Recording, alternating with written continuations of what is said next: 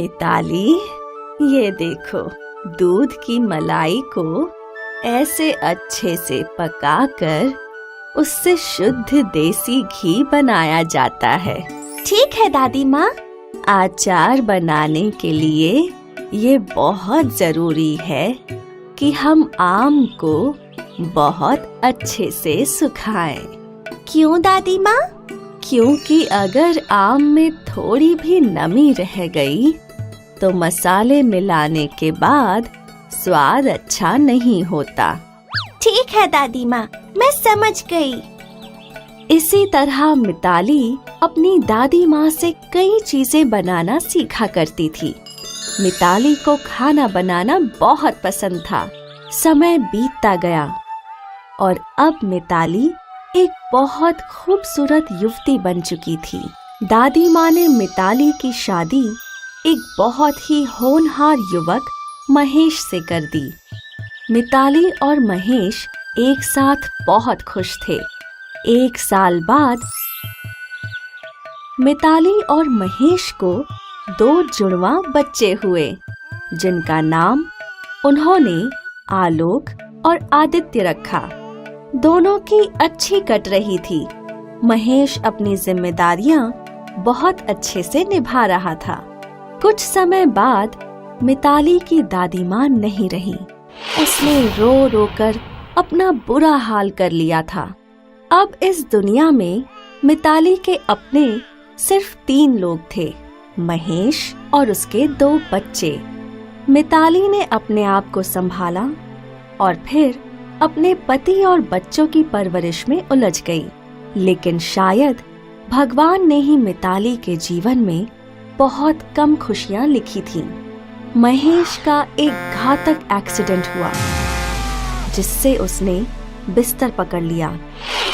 मिताली को ये समझ नहीं आ रहा था कि वो कैसे अपने आप को और अपने बच्चों को संभाले। कुछ ही दिनों में उनके खाने के लाले हो गए। उनके पास दवाइयों के भी पैसे नहीं थे। और फिर एक दिन महेश ने भी अपना देह त्याग दिया। महेश की मृत्यु से मिताली पर जैसे दुखों का पहाड़ ही टूट पड़ा था। महेश घर का अकेला कमाने वाला था, जिसके जाने से घर की आर्थिक स्थिति बहुत ज्यादा बिगड़ गई थी। मिताली ने कभी भी काम नहीं किया था, लेकिन अब उसके पास कोई रास्ता नहीं था। अगर अब मैं नहीं कमाऊंगी तो मेरे दोनों बच्चे भूख से मर जाएंगे। मुझे कमाना ही होगा, लेकिन मैं कैसे कमाऊंगी? मुझे तो कोई काम भी नहीं आता, ना ही मैं पढ़ी लिखी हूँ। मिताली इसी सोच में डूबी थी। उसे समझ नहीं आ रहा था कि वो क्या करे। अचानक उसकी नजर घर में पड़े मर्तबान पे पड़ी। आचार, हाँ, मैं आचार बना के बेच सकती हूँ। मिताली ने आचार बनाना शुरू किया और जब उसका अचार बन गया, मिताली ने आचार को एक बड़े से मर्तबान में भर दिया। ये आचार मिताली बाजार ले गई। वहां चिल्ला चिल्ला कर मिताली ने आचार बेचा। कई लोगों ने मिताली से आचार खरीदा और जब शाम हुई तो मिताली अपनी पहली कमाई देखकर बहुत खुश हुई। उन पैसों से मिताली ने और आम खरीदे और अपने दोनों बच्चों के लिए कुछ खाने की चीजें भी। अगले दिन मिताली ने फिर आचार बनाया और फिर बाजार जाकर उसे बेचा। कुछ ही दिनों में मिताली का आचार पूरे शहर में चर्चा का विषय हो गया था और अब मिताली के आचार के लिए लोग कतार लगाया करते थे। मिताली खुश थी क्योंकि उसे जरूरत से ज्यादा पैसे मिल रहे थे और उसके दोनों बच्चों का पालन पोषण बहुत ही अच्छे तरीके से हो रहा था। कुछ वर्षों में मिताली के दोनों बेटे बड़े हो गए और अब वो दोनों बड़े स्कूल में पढ़ने जाया करते। मिताली ने आचार बना बनाकर एक बड़ा घर बना लिया था और अब मिताली ने बाजार में एक बड़ी दुकान भी खरीद ली थी। अब वो आचार के साथ साथ अन्य कई चीजें भी बेचा करती थी।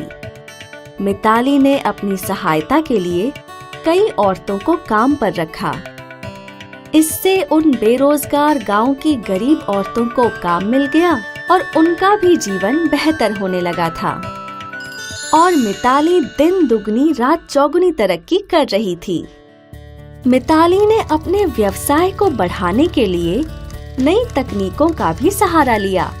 उसका छोटा सा व्यवसाय अब एक बहुत बड़ी फैक्ट्री बन चुकी थी और उसकी बाजार की वो दुकान एक 4 मंजिला कंपनी बन चुकी थी।